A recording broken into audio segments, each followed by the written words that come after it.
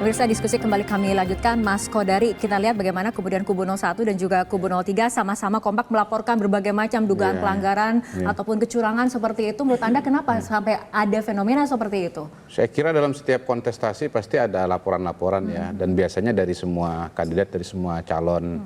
Dan saya Tapi kira momentumnya bersamaan nih, Mas Kodari. iya, tapi dari kubu 02 juga kemarin kan ada keluhan-keluhan mengenai misalnya pengaruh dari PJ Bupati, lalu ada surat beredar mengenai arahan dari Kabinda dan seterusnya. Jadi saya kira ini nanti gantian aja. Ya namanya pertandingan sepak bola itu kan nggak linear. Ya tiap tim itu pasti ada tackle-tackle dan seterusnya.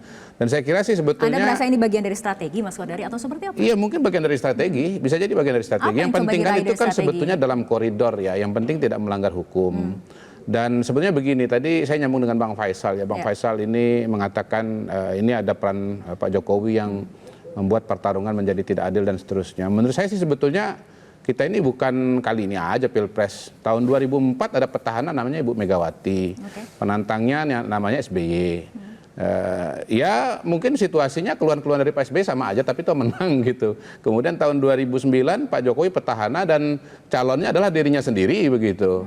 Dan akhirnya Pak SBY menang. Tetapi tahun 2009 saya bisa katakan walaupun waktu itu disebut ada yang namanya kecurangan segala macam dan seterusnya, tetapi saya dari survei udah lihat kok jauh-jauh hari bahwa memang masyarakat itu arah dukungannya kepada Pak SBY waktu itu. Bahkan Partai Demokrat pun sebetulnya tren kenaikannya malah kalau saya udah lihat dari 2 tahun sebelumnya gitu. Jadi menurut saya sih sebetulnya yang disebut kecurangan itu memang ya akhirnya harus dibuktikan ya dalam proses-proses yang sudah disediakan oleh undang-undang. Tahun 2014 Pak SBY punya besan maju sebagai calon wakil presiden namanya Hatta Rajasa. Soal kemudian Pak Hatta belum menang ya mungkin waktu itu karena popularitas Pak SBY-nya tidak begitu tinggi kan begitu. 2019 saya kira Pak Rambun dan teman-teman juga berada dengan Pak Jokowi kan, relawan Pak Jokowi kan Bapak kan, ya calonnya Pak Jokowi ya presidennya ya Pak Jokowi juga gitu loh. Kenapa sekarang jadi berbeda? Menurut saya sih biasa aja. Nadanya Bang Kodari kan sama dengan nadanya teman-teman 02. Ya kalau memang argumentasinya seperti itu kenapa? Apa salahnya? Nadanya sama bahwa kalau ada kecurangan silakan saja dilaporkan.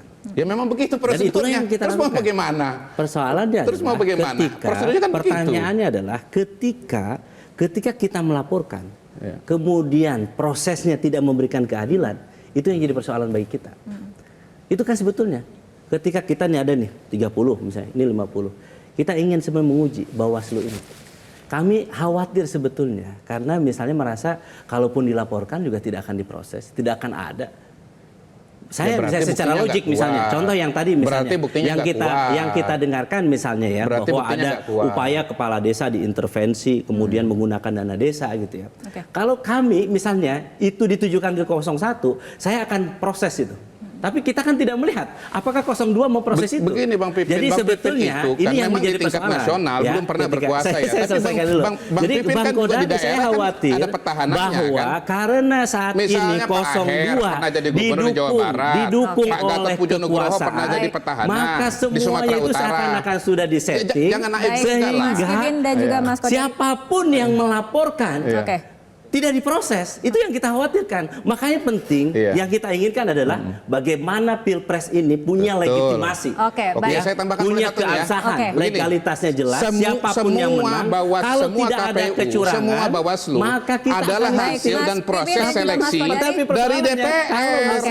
Jadi semua kecurangan ini tidak diproses, kalau nggak diproses, salah dari anggota KPU yang Anda pilih dong. Oke, kita tanyakan tanggapan dari Mas Adi Praetno. Silakan. Jelajahi cara baru mendapatkan informasi. Download Metro TV Extend sekarang.